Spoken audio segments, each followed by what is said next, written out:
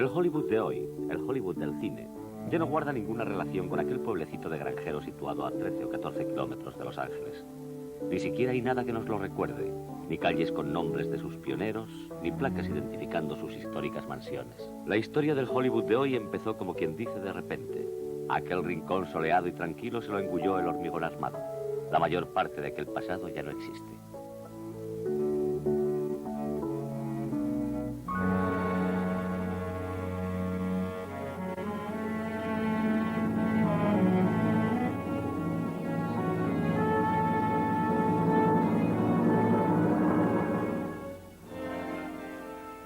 En 1902, aquellas granjas de Hollywood se convertían oficialmente en pueblo. El primer cuidado de sus autoridades fue el de regular el paso de los rebaños de ovejas y de cabras por sus polvorientas calles. También se preocuparon de prohibir la instalación de fábricas e industrias en aquel paraíso rural. Pero hubo una industria en la que no se les ocurrió pensar. La del cine.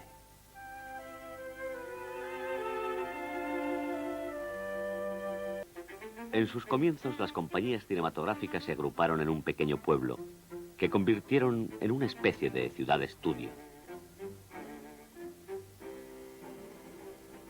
Alguien dijo que era el lugar con más encanto del país. Se llamaba Fort Lee, Nueva Jersey. Fort Lee estaba separado de Nueva York solamente por el río, porque en sus comienzos fue en las grandes ciudades donde se empezó a hacer cine. Para evitar el inconveniente del humo y del vapor, pues la luz del sol era esencial, se rodaba en las azoteas. Esta sofisticada plataforma podía moverse siguiendo la luz del sol. El trabajo naturalmente terminaba con la llegada de las primeras sombras. La industria empezó a extenderse a medida que prosperaba, y los productores ya establecidos se unieron para luchar contra los productores independientes. La unión se llamó The Patent Trust, Asociación Patentada. La asociación contrató abogados y matones para eliminar a los independientes. Les robaban los coches, las cámaras y les destrozaban sus equipos. Los independientes respondieron contratando también a gángsters a los que hacían pasar por extras. Y teniendo tantos gángsters auténticos en sus nóminas, ¿qué podía ser más natural que hacer películas de gángsters?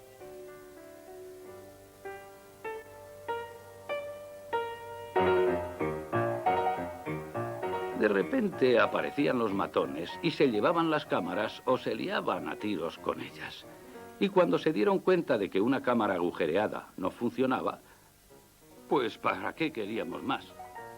Por otro lado, los independientes también empezaron a pelearse entre sí. El negocio del cine degeneró en una industria de puñetazos y carreras.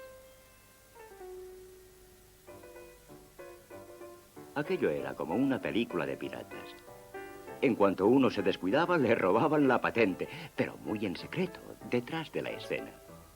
Al principio, una misma copia, se proyectaban 2 teatros a la vez, y los chicos tenían que ir en bicicleta de un teatro a otro, porque mientras en el teatro A se pasaba el rollo 3, en el teatro B empezaban con el rollo 1, así que tenían que atravesar el pueblo a toda velocidad en bicicleta. Y era allí, o a veces antes, en el laboratorio, donde eran víctimas del robo, y eso lo hacía todo el mundo. Era muy gracioso. Los estudios ardían con bastante regularidad, a veces premeditadamente, y a veces de forma accidental, ya que el nitrato de la película almacenada era altamente explosivo. Cuando el estudio se quemó, los estudios independientes Tonhauser fueron destruidos por el fuego. Se habían comprometido a entregar una película la misma semana en que eso ocurrió. Improvisaron un pequeño argumento con las escenas tomadas del mismo incendio, y eso les valió.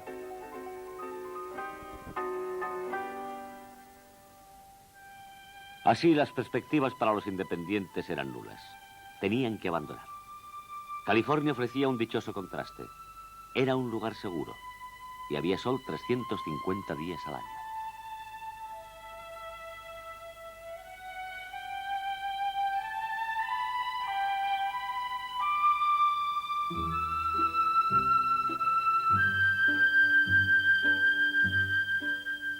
Cambiaba el paisaje, pero los dramas podían seguir siendo los mismos. La independiente Flying A Company se fue a rodar sus películas a la frontera mexicana, pero un agente privado de la Patent Trust le siguió hasta allí.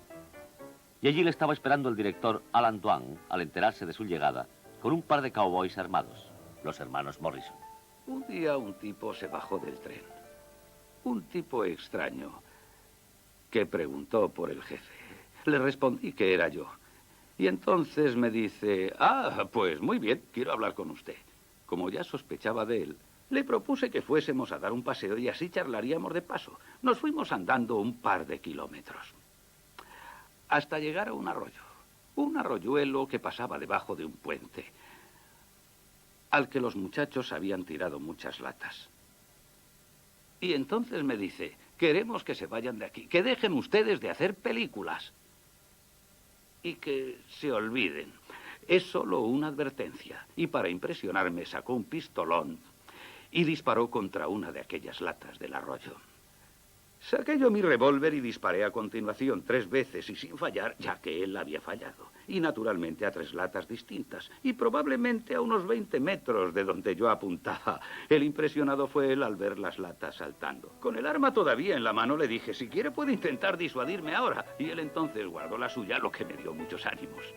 Pero dijo, no, ya nos veremos. Y dio media vuelta y se fue a la estación, donde los 3 hermanos Morrison le esperaban apuntándole con 3 Winchester.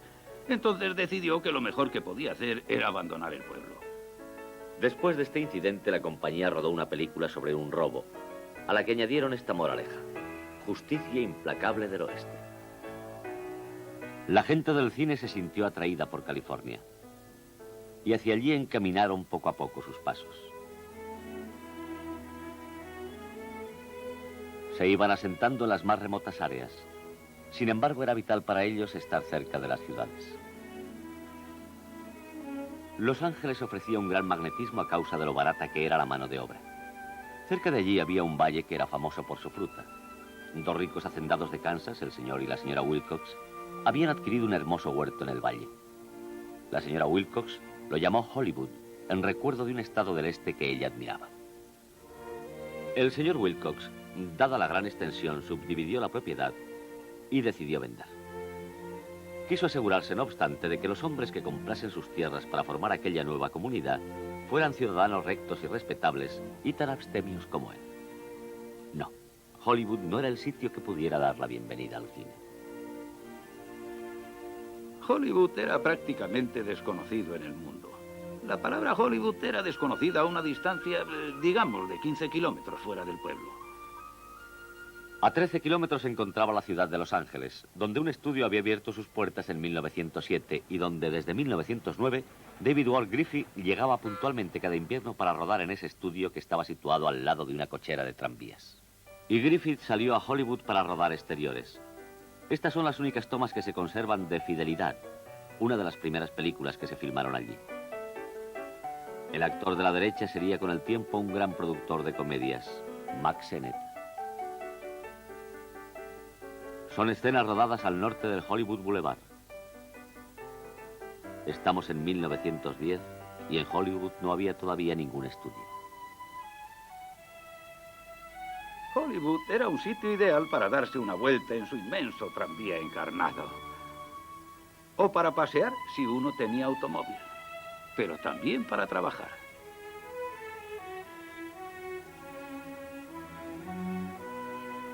Dejábamos el trabajo al desaparecer el sol y allí todo era paz y tranquilidad.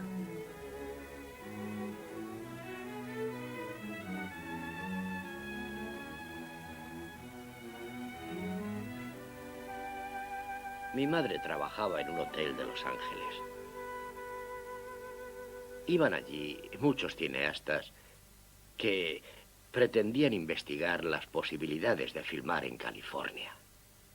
Alguien le preguntó un día si conocía algún buen lugar y rápidamente ella les habló de Edendale, porque nosotros éramos de allí, nos gustaba y el clima era bueno. Y allí se fueron, exploraron el pequeño valle y aquello se convirtió enseguida en uno de los primeros estudios de cine. Muy cerca estaba el pueblo de Hollywood, que recientemente había prohibido la venta de alcohol.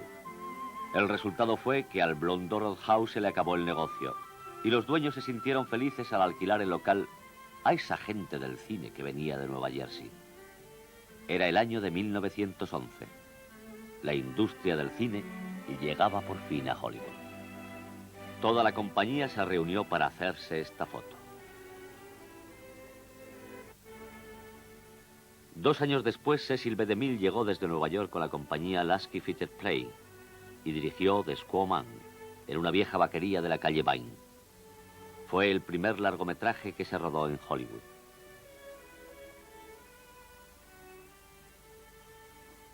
La publicidad que hizo DeMille para esta película se basó en que había viajado casi 4.000 kilómetros a través de 5 estados para localizar los exteriores. La verdad es que toda ella fue rodada a escasa distancia de Hollywood. La gran ciudad, el puerto de mar,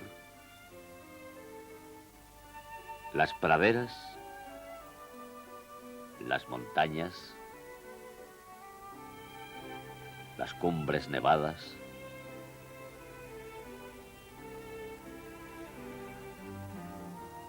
y el desierto.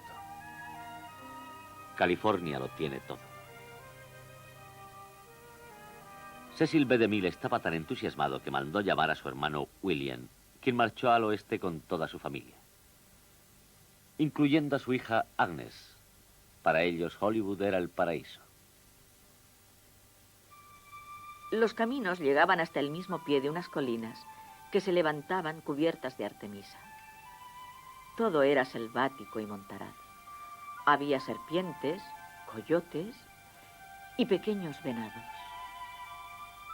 Y esa artemisa con la lluvia, esos eucaliptus con la lluvia.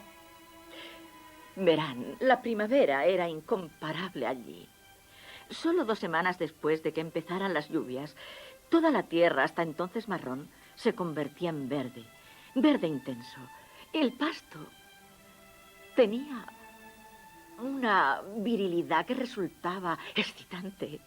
Y entre la hierba crecía el altramuz, las amapolas, las margaritas. Todo era exquisito. Aquellos acebos, aquellas flores silvestres, y el arroyo, y la pradera que había entre la escuela y las casas. Flores por todas partes. Y arriba, en la colina, explotaban los tulipanes. Con solo alargar la mano, podíamos llenar de flores nuestra casa.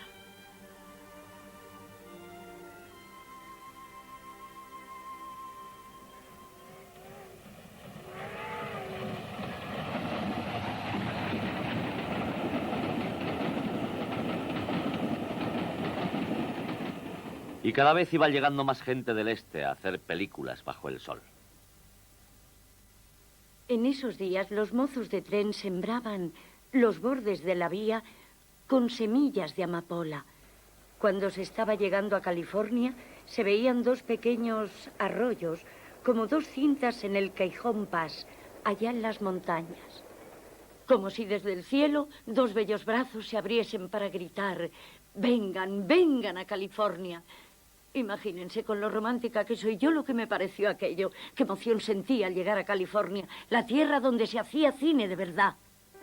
Héroes silenciosos.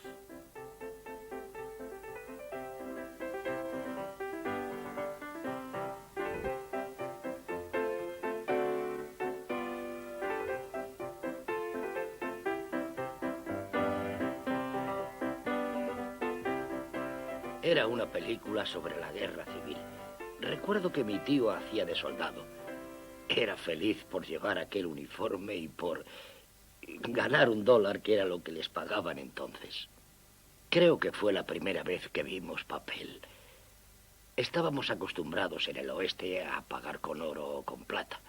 Cuando llegó a su casa con el $1 en papel, moneda, $1 que le habían dado los del cine, no estaban muy seguros de que aquello valiera algo. La gente del este tenía curiosas costumbres. Por ejemplo, lo primero que hicieron fue construir en terrenos abiertos grandes plataformas de una superficie prácticamente igual a la de las azoteas de Nueva York, cuando había que buscar la luz del sol. Usábamos edificios viejos, pajares, cualquier lugar donde cupieran nuestros equipos. No había luz eléctrica, Todo se hacía al aire libre. Que empezaba a llover. Rápidamente guardábamos los muebles y una vez que la lluvia había pasado, los sacábamos de nuevo y seguíamos filmando tan tranquilos.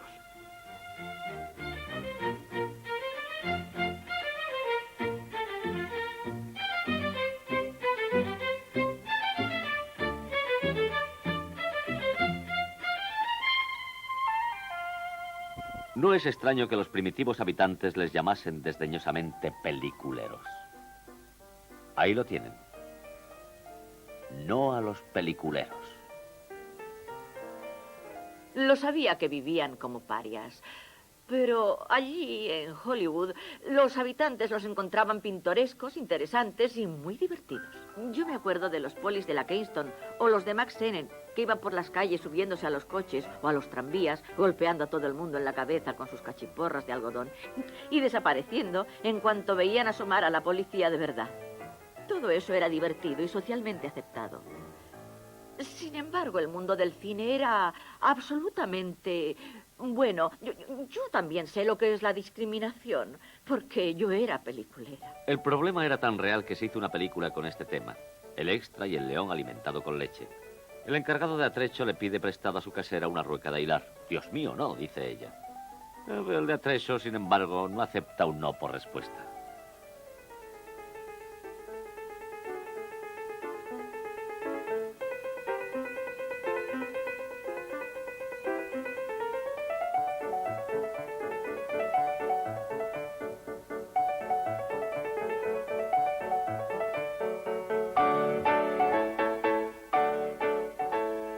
La casera decide recuperar su rueca.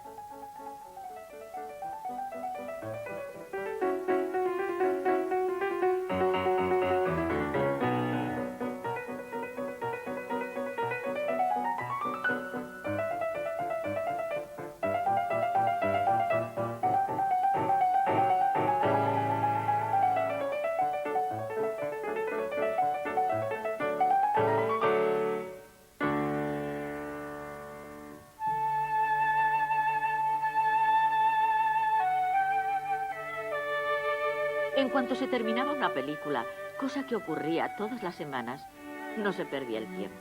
Rápidamente se procuraba exhibirla. Y no siempre en un escenario.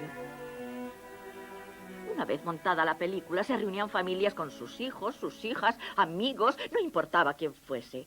Vengan, vengan a ver nuestra película. Y todo por conocer unas primeras opiniones.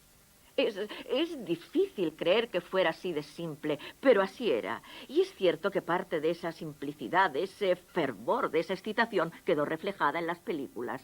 Por eso valen tanto y son tan adorables. Teddy a los mandos. Esta comedia de Max Sennett es una parodia del melodrama de la época. Ahí la tienen, Gloria Swanson.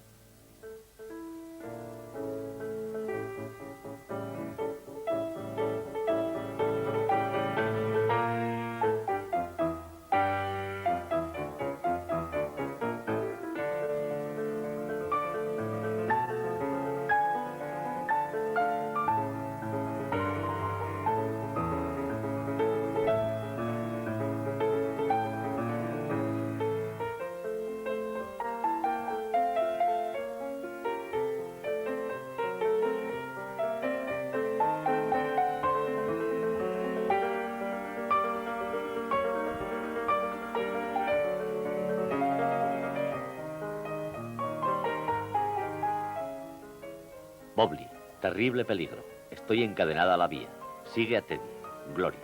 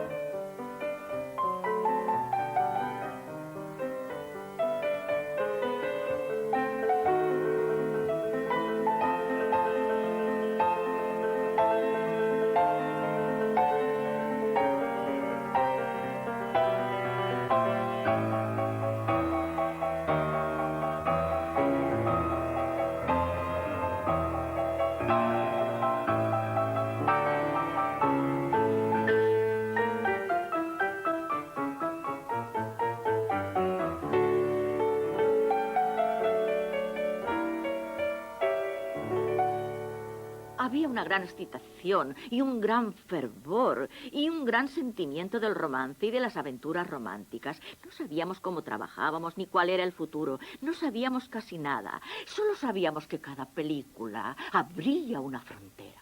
Siempre salían cosas nuevas, un movimiento de cámara, un nuevo truco, una nueva iluminación. Suponían alicientes inestimables.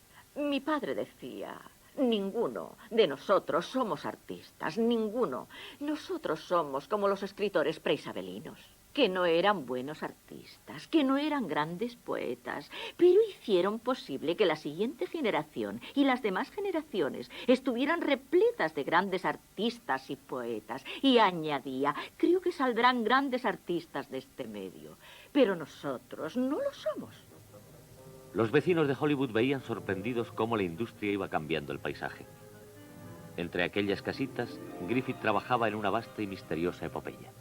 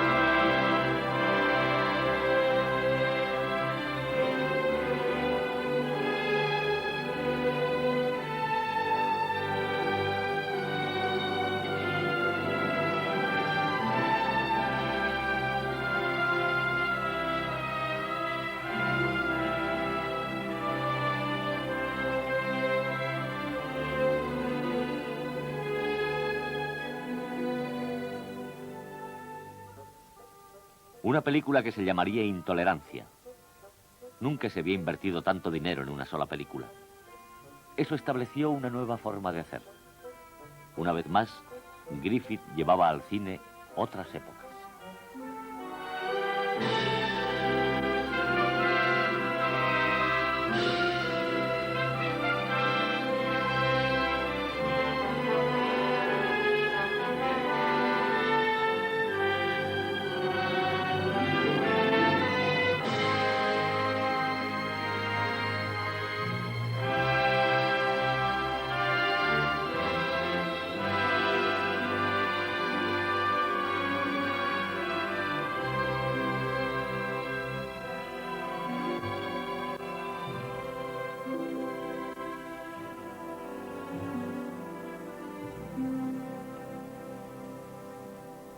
La grandeza y espectacularidad eran ahora el símbolo de Hollywood. Cecil B. DeMille, impresionado por Intolerancia, rodó Juana de Arco, su versión sobre la vida de la doncella de Orleans.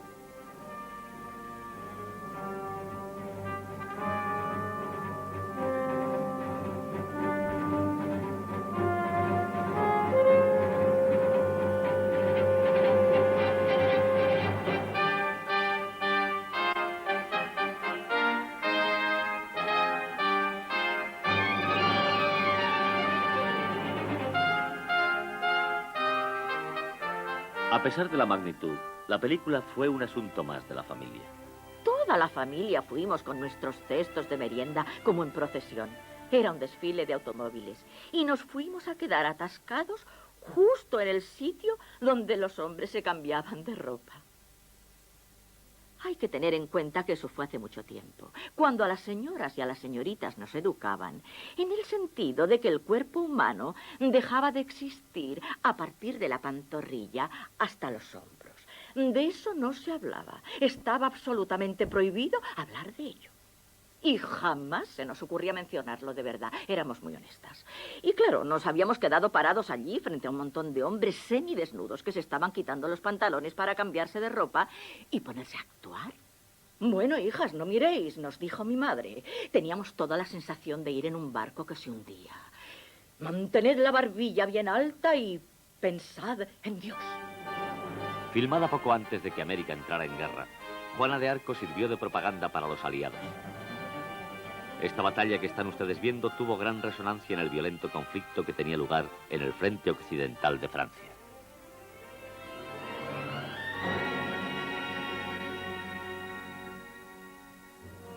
Cuando acabó la guerra, la industria cinematográfica europea quedó colapsada. Hollywood se convirtió en el centro mundial de la producción de películas. El 90% de las películas que se exhibían en todo el mundo eran americanas. Algunos países trataron de parar esta avalancha, especialmente Alemania, cuya propia industria se recuperaba lentamente. Sin embargo, por bueno que fuera el producto nacional, el público ya prefería a las estrellas de Hollywood. Y demostraba esta preferencia en las taquillas. Las calles de Hollywood se convirtieron en las más conocidas del mundo.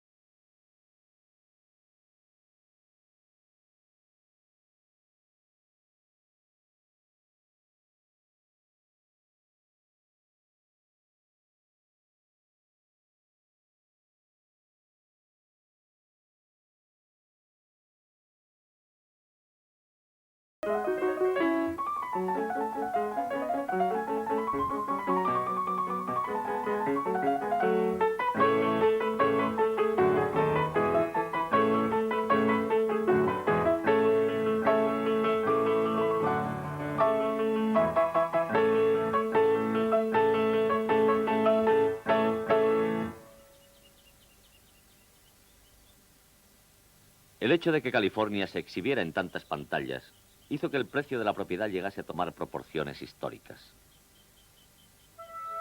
Hollywood, de ser una comunidad rural, se convirtió en una extensa ciudad de gran atractivo.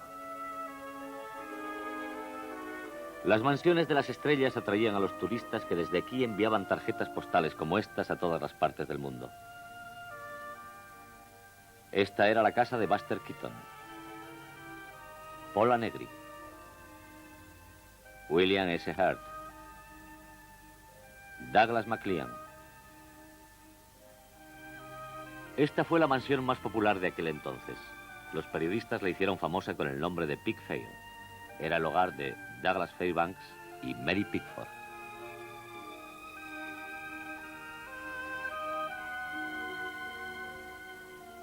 En cuanto un alto personaje llegaba a América, lo primero que quería era ir a Hollywood y después, naturalmente, ir a ver a Douglas, Mary y Charlie Chaplin.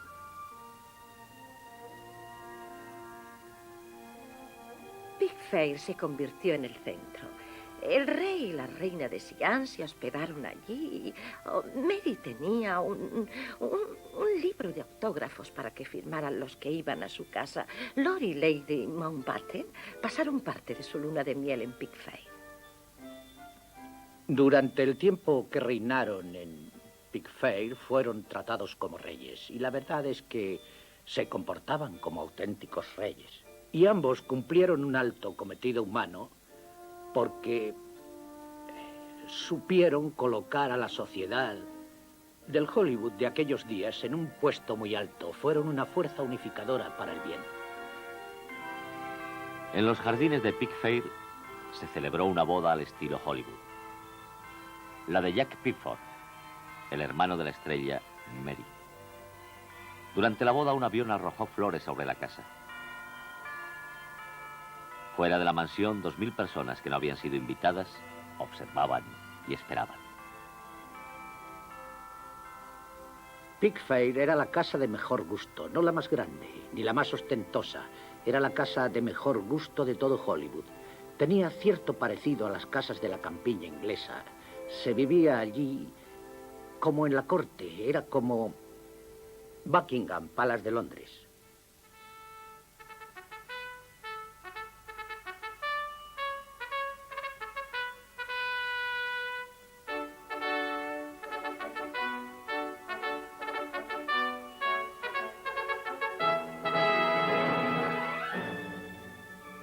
Douglas Fairbanks propuso hacer una película de época, Robin de los Bosques. Los decorados eran tan gigantescos que casi lograron que la película fuera incoherente, porque eran más grandes que los construidos para intolerancia. Aquellos decorados fueron algo sensacional para una película. Nunca se había visto nada igual. Eran magníficos. Nosotros estábamos muy orgullosos de ellos y llevamos a Douglas al estudio. Cuando nos acercábamos y vio aquel gigantesco tinglado en el aire, se paró y nos dijo: ¿qué demonios es esto? Tus decorados para Robin de los Bosques, le dije yo. Se acercó hasta la verja del estudio. Echó una lenta mirada a los decorados en silencio. Se volvió a su coche y me dijo: llévame a casa. Y añadió: olvidaos de esto, es que no quiero ni acercarme, porque ¿qué podría hacer yo ahí? Soy un actor con personalidad. La gente me quiere por mi sonrisa, por mi personalidad. ¿Para qué quiero todo esto? Me anularía. Pero Dwan le persuadió para que cambiara de opinión. Confiando en el cariño que Fairbanks sentía por las escenas espectaculares, le hizo imaginar el desarrollo de una de las fantásticas secuencias. 10 o 20 hombres te atacan y tú los mantienes a raya con tu espada.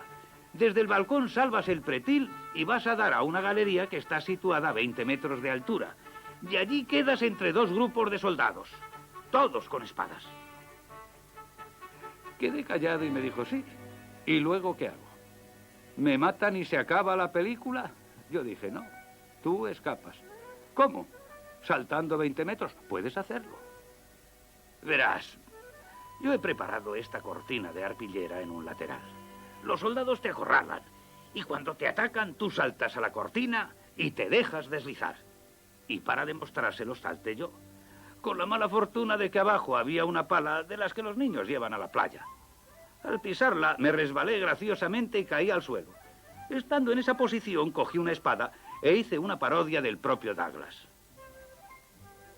Cuando vio aquello Douglas ya no pudo esperar y subió a intentarlo él. Saltó 2 o 3 veces y luego fue al teléfono y llamó a sus amigos. Quería que todo el mundo viera sus nuevas piruetas. Y estuvo saltando desde aquella balconada hasta que casi gastó la arpillera. No solo los platós se hicieron más grandes, los estudios también fueron creciendo. Y el paisaje de Hollywood cambió una vez más. Los estudios ayudaron a que nuevas comunidades, nuevos pueblos se fueran formando. Los estudios Goldwyn se llamaron Culver City.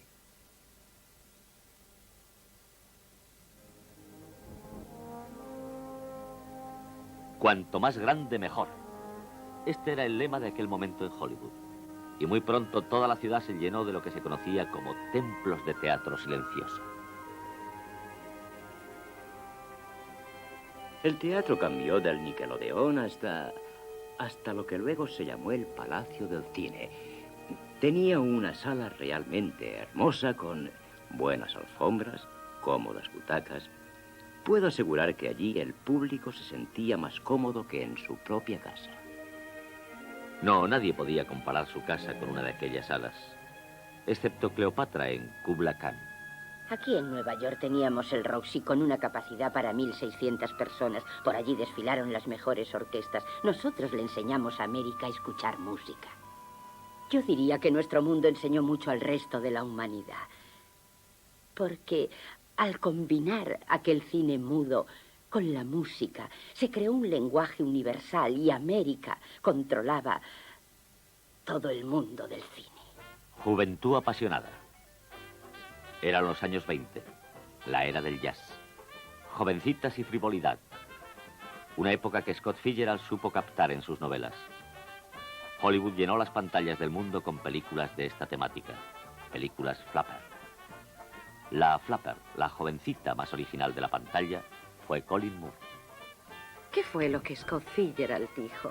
Ah, sí, ya recuerdo. Es la chispa que enciende a la apasionada juventud. Y Colleen Moore es la antorcha. Fíjese qué pequeña cosa encendió aquel fuego.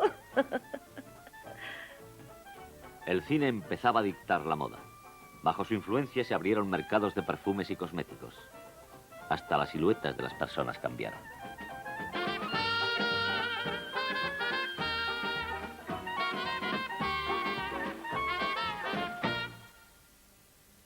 Colleen, claro, hizo que cambiara la idea que nosotros teníamos de lo que era una mujer capaz de ser famosa por su belleza. Las guapas famosas de aquel entonces eran rollizas. Poca cadera, bastante pecho y el cabello largo y lleno de rizos. Bien, pues llegó Colin, que era delgada, plana como un chico y con un pelo... Bueno, yo se lo corté desde la primera vez, así que bien puedo decir que era muy corto. Como todas las chicas llevaban rizos, pues pensamos que sería divertido que llevase el pelo nada, cortito, cortito. Y fue la primera que apareció con flequillo en la pantalla. Después de Juventud Apasionada, que fue la primera de este tipo de películas, mi peinado se hizo famoso en el mundo. Lo que nunca dije es que lo copié de una muñeca japonesa.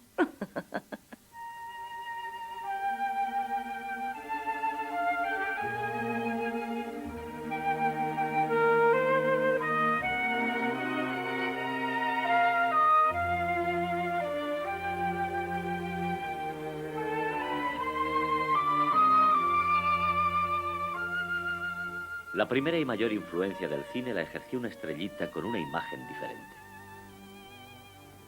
La mujer más conocida de cuantas han vivido. La mujer más conocida por más gente, llamada por más gente que cualquier otra mujer en toda la historia, fue una pequeña mujercita llamada Mary Pickford. Cuando Mary Pickford se casó con Douglas Fairbanks en 1920 y vinieron a visitar Europa en su luna de miel, no tenían ni idea del recibimiento que les esperaba.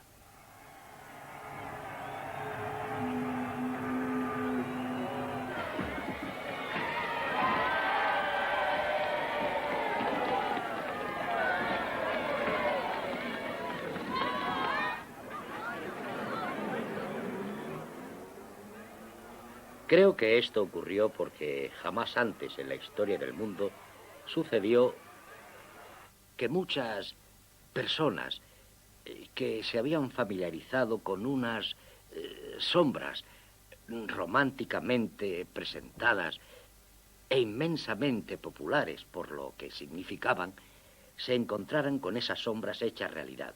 Ahora las veían en carne y hueso. Mary Pickford fue la primera estrella que se hizo millonaria. Sin embargo, ese fue un papel que nunca interpretó.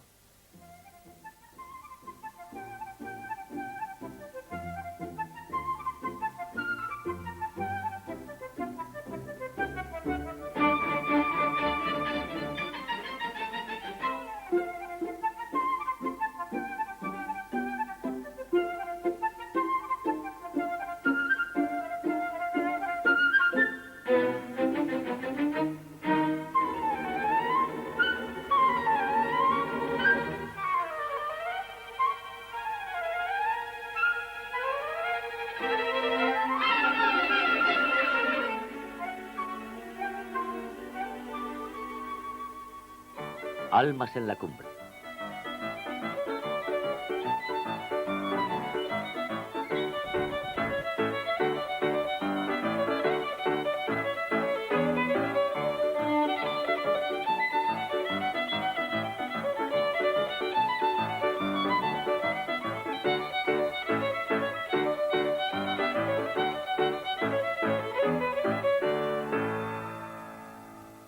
He perdido mi dentadura.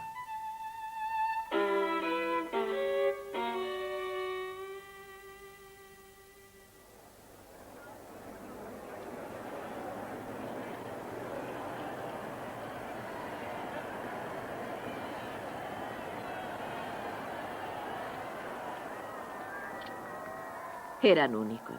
No creo que los Beatles sepan lo que es la popularidad comparados con ellos. Cuando Fairbanks y la Pickford llegaron a Londres, tuvieron que ser protegidos por la policía. Llegó un momento en que él tuvo que cogerla en brazos y salir corriendo. Aquello ya no tenía nada de agradable.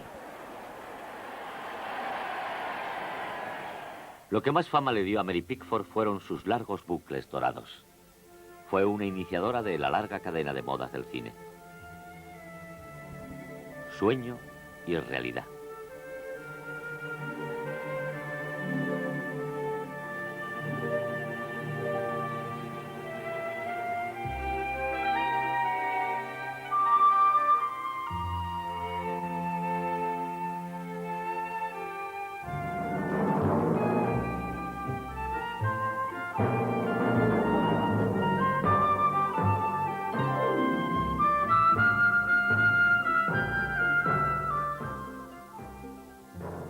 Incluso en la austera sociedad de la Rusia soviética, la influencia de Hollywood era irresistible. Y así, cuando Mary Pickford y Douglas Fairbanks visitaron Moscú en 1926, fueron aclamados.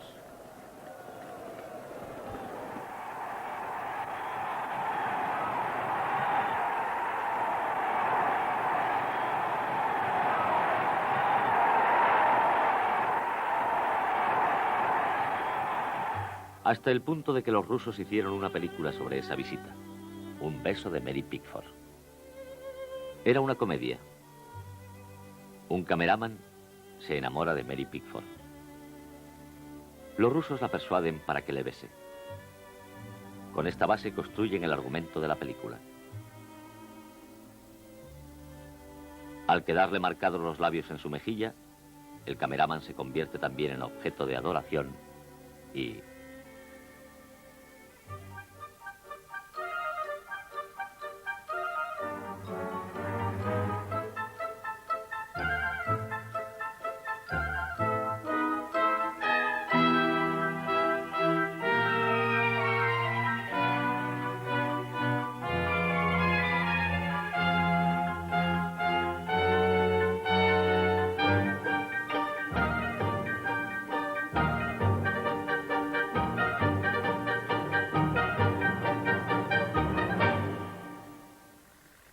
Las aclamaciones cruzaron las barreras políticas.